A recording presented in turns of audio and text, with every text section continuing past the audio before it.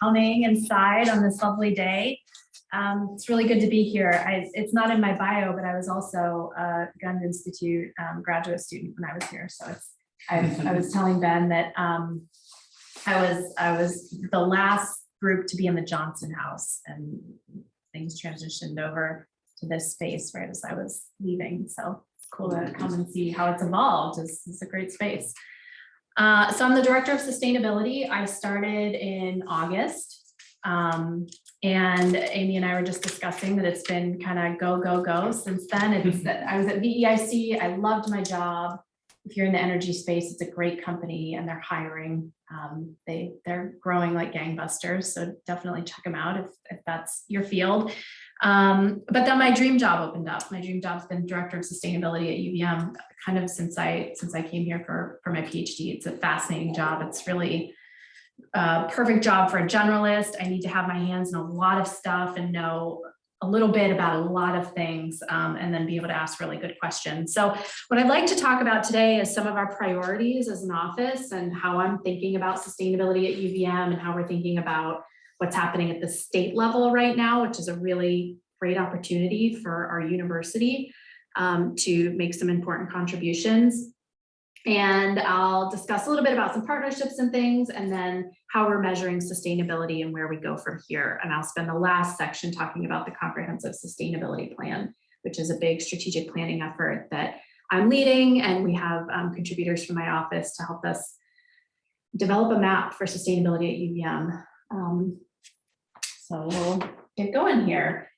I titled my talk, The Sustainability Imperative. This is just kind of a holding slide because UVM has a great history of sustainability. We were leading the country for many years in signing the American University Presidents and University and College Presidents Climate Commitment. We were one of the first in the country, maybe the first university to ban bottled water. UVM has historically really been on the front edge of sustainability efforts. What we're finding now is that it's no longer just UVM at the front of the pack. If you go to a leading university's website, you'll often see a tab for sustainability and carbon neutral commitments and a new geothermal system and sustainability curriculum. So all this stuff that UVM has really led on for years has other universities and colleges have started to catch up. So it's critical that we both celebrate the work we already do and what we've already done, and also recommit to leadership and staying kind of, I'm a runner, so I often talk about this as a race, trying to stay kind of at the front of the pack, because the front of the pack is becoming really crowded now. This is a really critical brand for UVM, not to mention a really important thing for us to lead on. And you all at the Gun Institute know that. So here's just a couple of the accolades that universities can earn now as they commit to sustainability efforts. The Princeton Review started vetting schools related to their sustainability efforts in 2010. There's now a list that comes out every year, the Princeton Review Green Schools list. There's a lot of top colleges that get listed on that within that group. There's bike-friendly universities. There's B Campus USA, which is of course a value here at the Gun, and then there's ASHE stars that I'll talk about more at the end. So these are just a few, but know that universities are all kind of grappling for these accolades, and they're a really important thing to hold up to students and donors. And we want to continue to be mindful of the fact that there is this is a competitive space now. So with that in mind, we started to develop some priorities when I came in August. I spent a lot of time listening when I came in. We had two people in the Office of Sustainability. Joya Thompson was the director, and Kaylin McCamp was serving as kind of an assistant in that space. We now have about 6 people that are part of the Office of Sustainability. So there's been an expansion. I was brought in to lead that group. And I heard from faculty, students, and staff that they wanted more from us. They wanted more connections, they wanted more communication, they wanted more action. So we're really trying to kind of ramp up, do more, get more people into the office that can help us achieve some goals. A big focus, I mentioned ASHE stars, is continuing this work. How many of you have heard of ASHE stars? You know, Sarah has, yep, couple. So this has kind of become the standard for sustainability assessment in higher education. It stands for, I've got it there, Sustainability Tracking, Assessment, and Rating System. And this gives us a baseline for sustainability at every higher ed institution. It covers academics, operations, planning. Those are the three main areas. And then things like governance and innovation. And it is a massive data collection effort. So we have Joya Thompson, kind of point person on this, and doing a lot of work to gather how we're doing on sustainability in all these different areas. And then we're awarded a score every 3 years. So we are in the midst of that right now. We're working to implement the facilities sustainability plan. Luce Hillman is the Director of Facilities Management. And under her, we have people in charge of energy on campus, people in charge of waste on campus, water. So she's developed a comprehensive plan. We're working to help her put that into action. We're working to develop more leadership for the eco reps. This is an undergraduate group of students who are sustainability ambassadors across campus. It's an incredible group of really motivated young people. And so we want to continue to bolster their learning and increase their skill set around sustainability. The Sustainable Campus Fund is, how many of you have heard of this? Okay, a couple. It's a fund that you all pay into if you're a grad student. You all pay $10 per semester. This was an idea created by students to help create a funding mechanism to address initially climate change and clean energy. A few years ago, the president of SGA went to the president, currently Garamella, and said, hey, can we expand this so that it's not just energy, but it's sustainability. So this fund, it generates about $250,000 every year. And few people know about it. So we're trying to kind of bring it back up and let the campus know that there's a proposal process and you can earn money for your ideas. So I'll talk a little bit more about that shortly. The Sustainable Solutions Lab, I'm going to go into that a little bit more, but we're hearing that people want more internship opportunities, more research opportunities, and the Sustainable Solutions Lab is an idea that we're taking right from Harvard, Stanford, Princeton, and developing a structure for how to use our campus to really dig into some good research that can then be even implemented on campus. And then finally, I mentioned the comprehensive sustainability plan, which is the big focus of my office and what we're doing here. So when we talk about research, I mentioned the Sustainable Solutions Lab. This is an idea that we're lifting up right now, and I hope to have ready for fall. It's interdisciplinary. It is leverages cross-campus collaboration. There's a research component. Students will get project management experience, leadership training, and we have the Sustainable Campus Fund, which is available funding for students. So if sustainability is something that you're studying, there could be a great opportunity for you here. The best way for me to describe the Sustainable Solutions Lab is to describe a very successful project that happened over the course of the last year that has become our model. So this is a couple of pictures of salt mitigation on campus. The Salt Mitigation Task Force began meeting about 1.5 years ago, comprised of a faculty member, Courtney Giles, an adjunct faculty from Extension, Chris Stepanek, who's a water quality expert, some physical plant members, Matt Walker actually salts our sidewalks, and several students. And there were a bunch of other people involved along the way.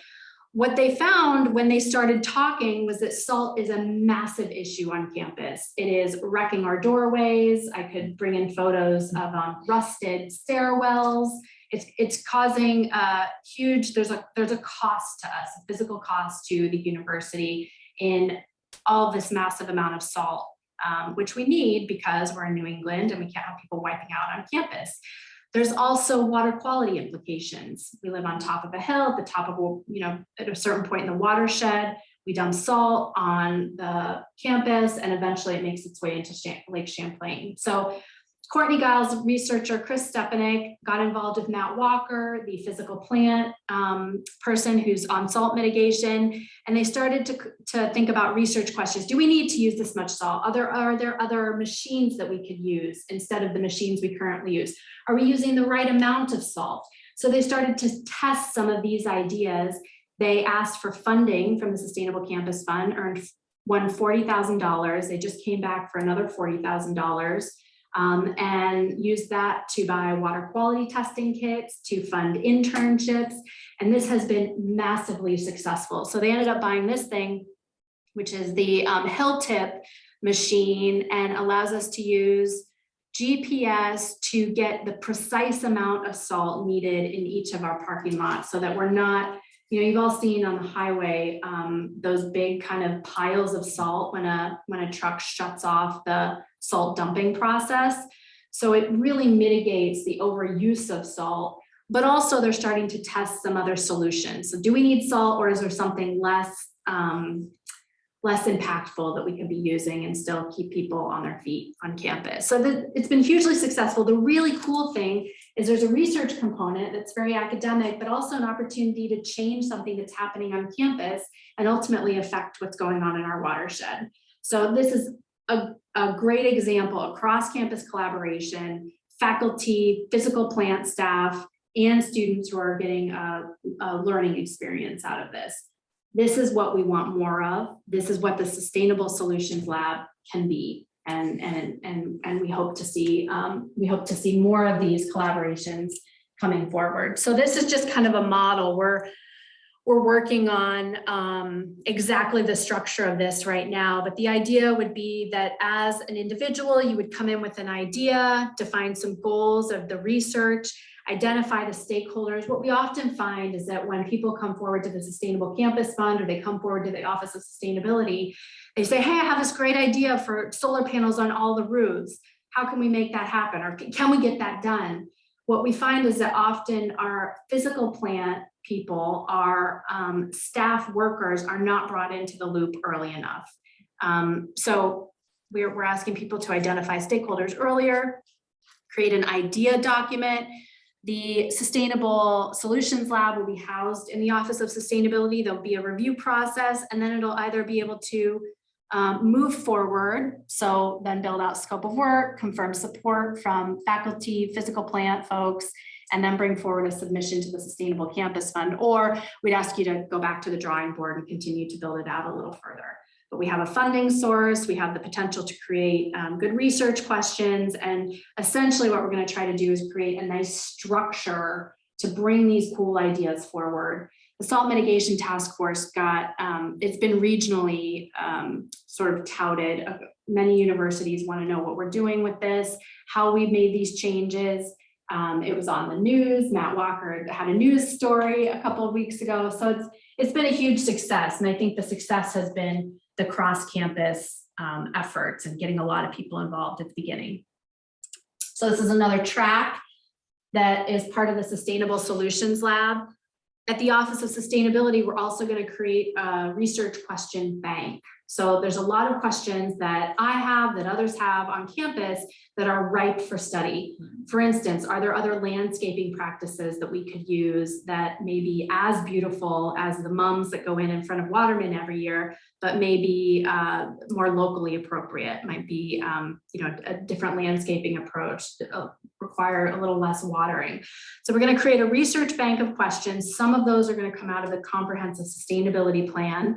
The idea is that an interested student or faculty member could come into this research bank, grab a question, and then we could help develop the scope of work, support, and then move it forward to the Sustainable Campus Fund for funding. So we become kind of the vector almost for excellent research, and then helping you get to a funding spot.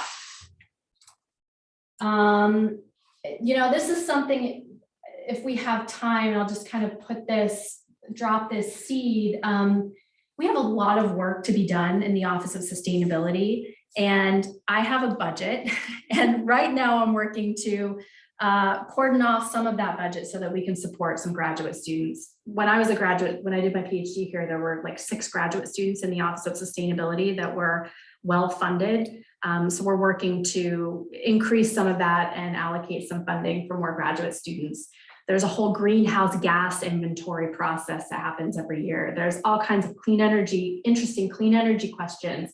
Can we put geothermal on the Trinity campus? Can we do this landscaping thing? How is water quality affected by what we do up here? Can we do composting on campus?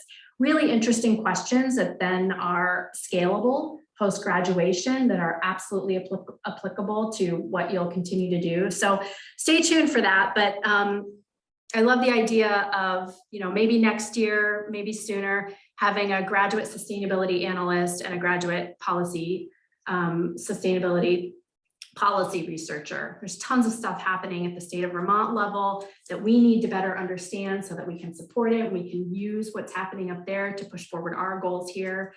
So more to come on that.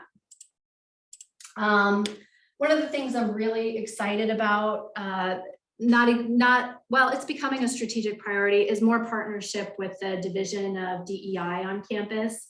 I don't know how many of you were able to attend the Inclusive Excellence Symposium, but this was a new partnership for the Office of Sustainability and the Office of Diversity, Equity, and Inclusion.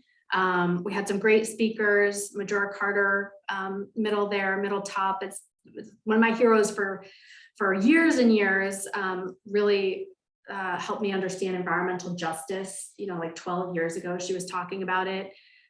Cody Two Bears is a renewable energy expert on Indigenous land and how that affects Indigenous communities. So anyway, this was a very, very cool new thing for us, and it's something I was proud of, and you'll see more of. Other partnerships, we often partner with the Center for Teaching and Learning. We're doing stuff with the Office of Engagement. We're doing some outreach to Vermont Gas Systems, who has a new renewable natural gas portfolio that we need to figure out how to leverage for our climate goals.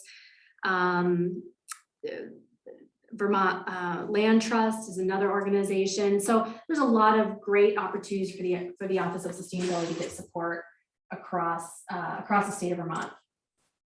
This is an event coming up on Monday that I just want to plug. Steve Posner, your own Steve Posner, will be our facilitator and our moderator. We'll be talking with the state of Vermont. Jane Lazorchak has been leading the Global Warming Solutions Act efforts at the Agency of Natural Resources. Leslie Giroux is a Gund Fellow. She's a state climatologist. She's just an incredible person to have on our campus. We'll also be there, and I'll be talking about the comprehensive sustainability plan. The goal is to find synergies and opportunities for us to be really mutually supportive. It's really critical that UVM understands what's happening at the state of Vermont so that we can be effective allies. Measurement. So I want to spend the last few minutes talking about ASHE stars and how we measure sustainability at UVM, and then how that's going to play into the comprehensive sustainability plan. So ASHE stars was created in 2010. Most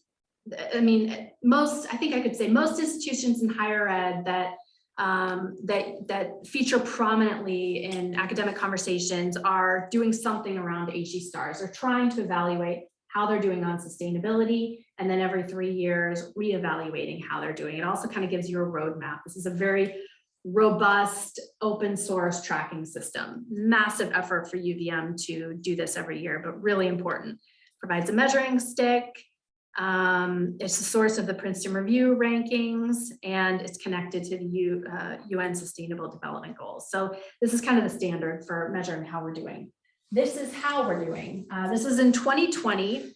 So these points are the points we earned out of the points possible, which are indicated by the gray area.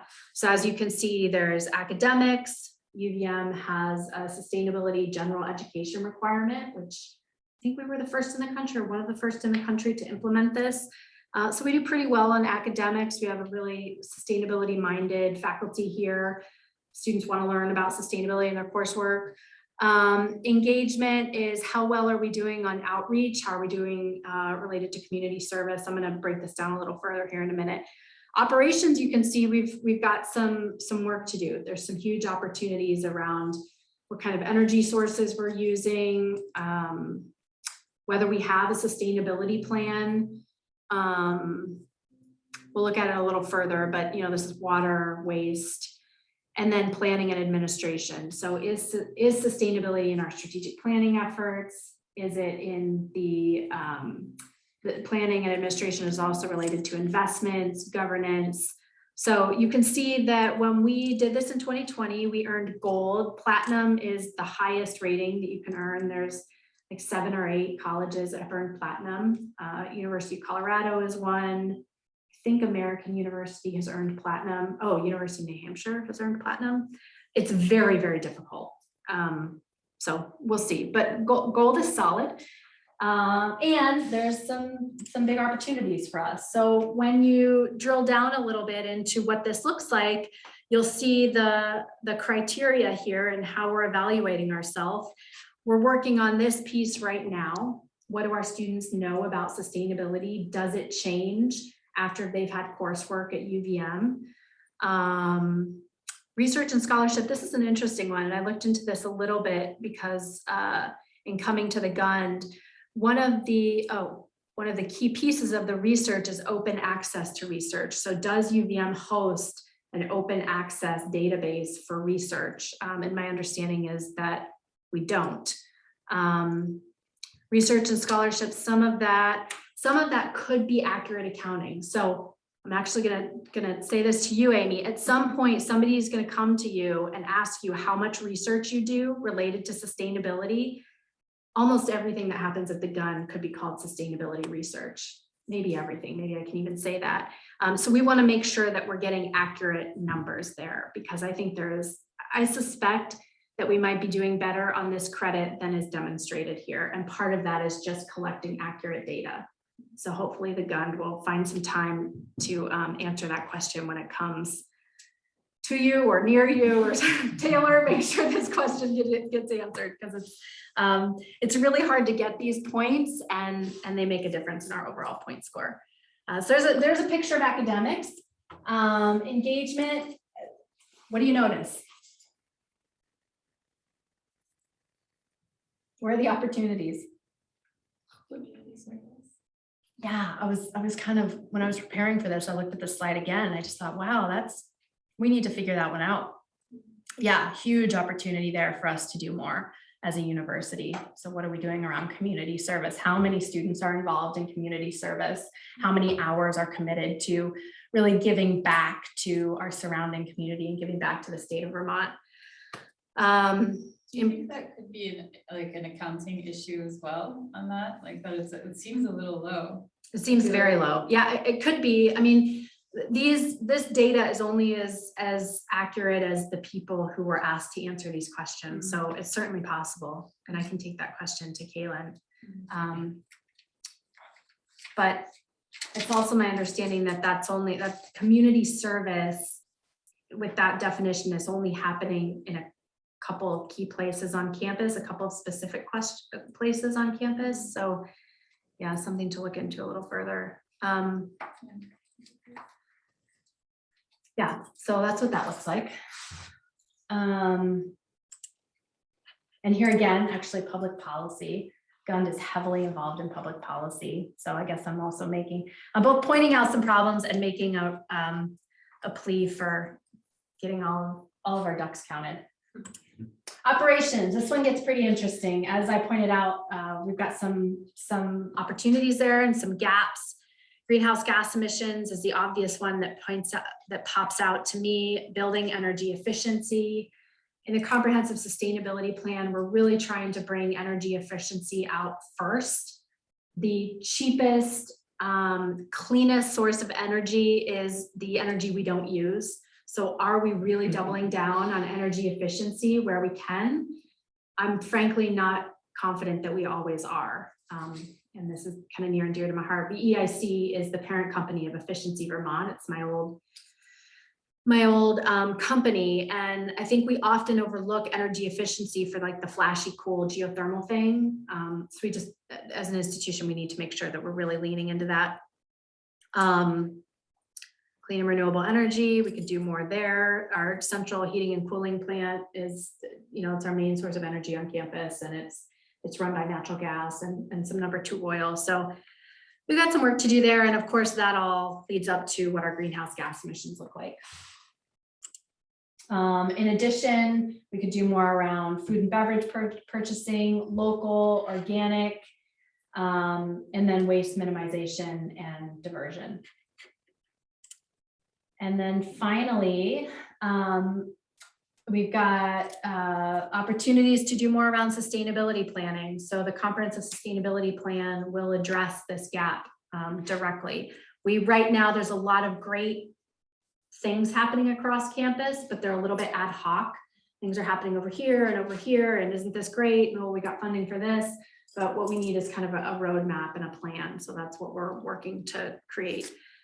We could do more around sustainable investments. This really is related to, we had not divested from fossil fuels at this point. So that number may change, or that credit may change when we go back in and resubmit next year, 2023. But also we don't disclose how we're invested. UVM does not make that publicly available. So there's an opportunity there. Employee compensation, this one's very prescient topic right now. Livable wage is a concern. And that one, I don't know about the details on that one. That's a little concerning. Increased percentage of students. Yeah, any notes on it? Okay, so that's kind of how we're doing, where we're at in terms of our baseline, where, we have moved up. We started doing this in 2017. We earned, I think it was about 10 points from 2017 to 2020. And then hopefully in 2023, our points will go up again with the intention of making progress on sustainability. This is, one way to measure it. It's not the only way, but it's a very robust. Everything we put in there is public. You can go in, you can drill down, anybody can on the ASHE STARS website. The comprehensive sustainability plan is going to incorporate all of these opportunities and create a roadmap for sustainability at UVM. So we're developing a plan to guide sustainability with short and long-term goals.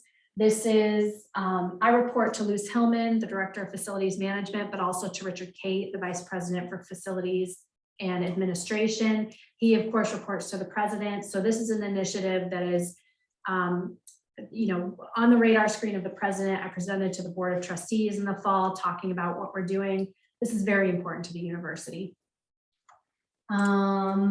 The short and long-term goals that are achievable and within the financial capacity of the institution. So this is really pretty specific language. Higher education is everywhere undergoing massive changes, a lot of an environment of financial constraint in general, and UVM is no different. So we're trying to think about the finances of the things that this group's going to recommend. And ultimately, we're supporting trying to amplify what we already do, and then supporting a healthy environment and healthy societies. This language is right from President Garamella's statement about what his vision statement for the University of Vermont. So what exactly is it going to look like? We're going to be developing 3, maybe 4 themes that kind of map across the plan that represent sort of our values for sustainability at UVM. 6 to 7 areas of focus, something like that. Waste, energy, buildings, that's what I'm talking about there. Feasible and measurable goals, and completion by fall. So this is the work group. It's an incredible group. We've got one of the members right here in our midst. It's just this incredible group of thinkers and people who are committed to doing excellent work at a high level. We've been meeting almost weekly since it started in February, every other week. We have representation from the grad students, the GUND, of course, faculty, staff, administration. So, Sarah, of course, is part of this community here, and I know would be open to your input. I'm going to ask for it specifically at the end. So the group has developed kind of a vision, and I've gone through a lot of these already. This is one that I haven't pointed out explicitly yet, but I have referenced.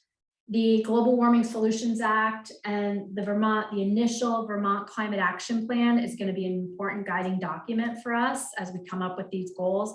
ultimately, as a premier research university in Vermont, we want to make sure that we're supporting those efforts. So that's kind of a key overarching theme for us.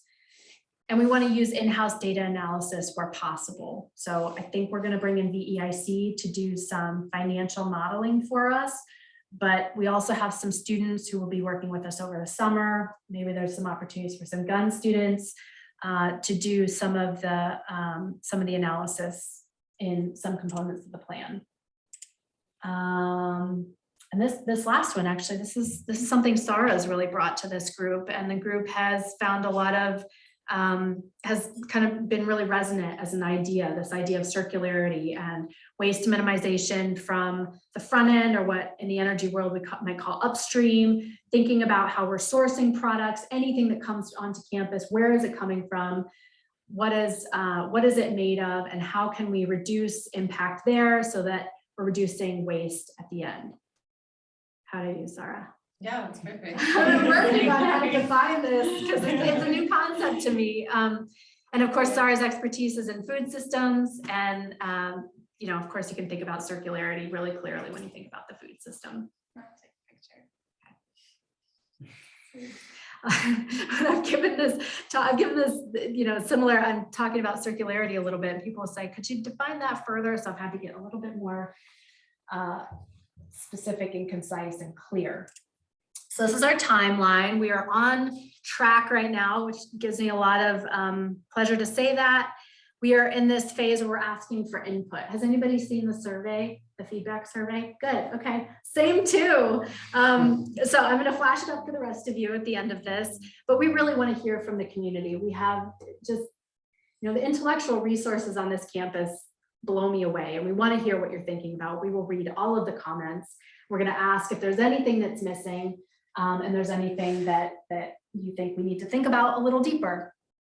Hopefully we have something ready for release in August. That's the goal, at least an initial plan. And so we're really borrowing from the state of Vermont here. They titled their climate action plan, Initial Climate Action Plan. That's like what the title is on the document. This plan is not going to be a static thing. It's going to need to be revisited. It's going to be iterative. It will change over time. So we want a really solid first plan this fall.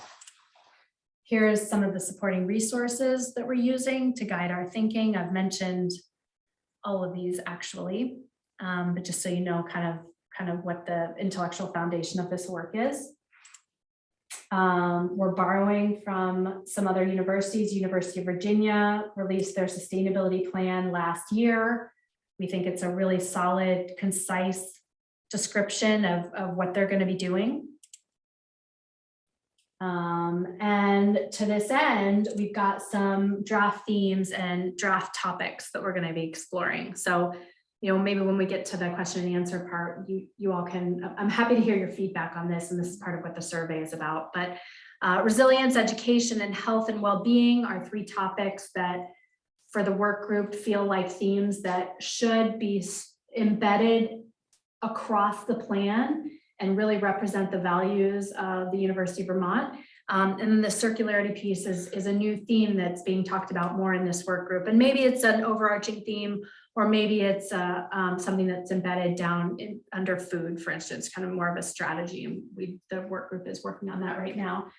In terms of focus areas, this is a draft of what we've come up with. So decarbonization or climate and energy probably needs to have its kind of own focus area and its own bucket, because there's a lot there. There's transportation is within that. What are we doing on our buildings? What are our energy sources? We've got operations down here. Purchasing, of course, often gets overlooked, but is critical for sustainability efforts on campus and connects back to the circularity piece. Where are things coming from? How are we sourcing the products that end up here? Landscaping, stormwater management, of course, is a big issue on our campus. Research and learning, and then governance and people. Workforce development is something that we've just started to talk about, but that's a section of the Vermont Climate Action Plan. How are we preparing Vermont for an aging workforce, for a new American workforce, for people with English as a second language? what are we doing as the research academic institution in the state to support these efforts? It's hugely important for Vermont. So here's our next steps. We're in wide survey distribution. We'll be hearing from some faculty coming up here in the next few weeks who have expertise in specific areas. Leslie Andepigny-Giroux is going to be talking to us. Bindu Panikkar, who's done a lot of work on environmental justice, is going to be talking to us. There'll be a few review processes, and then there'll also be the development of goals and indicators. That's a crucial piece. So I guess, wow, I'm at my last slide, which is right on time. So I have questions for you, and then I have a survey at the end. But I guess to go back to this, I'm going to, at the end of this, I'm going to put up a link to a survey, and I've already mentioned that we really want your input. The GUND is, full of sustainability experts, and we're talking about, broadly sustainability. So I hope that you'll it's a 5-minute survey, take some time to weigh in on what we're doing. And that does it for my slides. Thanks, everybody. You can, do the phone thing, or you can plug this in, and maybe not right now. I showed this to a big class last week and made this big error. I had it in the middle of my presentation, and all of a sudden everybody was like looking down. So I moved it to the end. But yeah, it's a quick survey. We'd love to hear from you.